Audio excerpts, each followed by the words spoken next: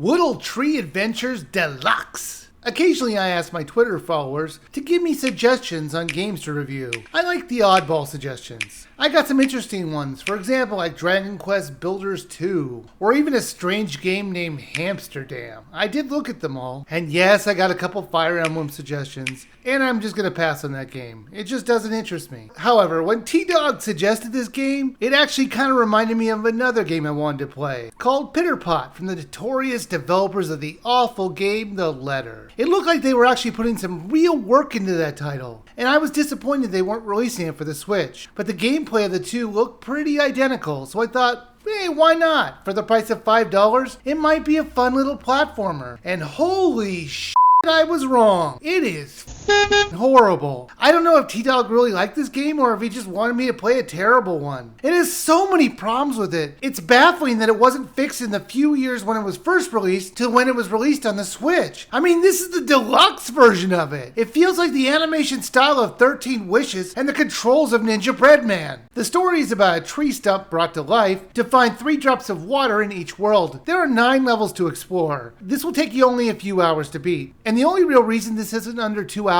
is because of the horrible controls. The tree log controls so loosely. You constantly overshoot a jump. And this has some pretty tricky jumps to make, so that makes it even more frustrating. Worse yet, the camera will constantly fight you to find the worst positions. You can zoom out and maneuver it, but it was always at such an odd angle. You'll fall between the levels a lot because you can't judge the distance because of the terrible camera angles. Now the best thing I could say about this is that you don't lose any items when you fall off a stage. It just warps you back to the beginning of the stage or a checkpoint. You can never tell where these checkpoints are. You just have to hope that you get far enough into the level so you won't have to tediously go back to where you left off. At least all the enemies won't respawn when you die, so that's another positive thing. Now, the enemies were just a joke. They were mindless creatures that just wandered around. When you attack them, they have the worst pushback animation, then they just disappear. It looks so bad. It feels like it was a placeholder animation, and they just never bothered to fix it. Also, not every character that you interacted with were enemies. Sometimes it felt like they would just randomly not bother you. In other stages, they would take you out. So you just need to kill them just to make sure. Since it's one-hit kill, you're just going to want to attack anything that moves. So a little consistency would be helpful.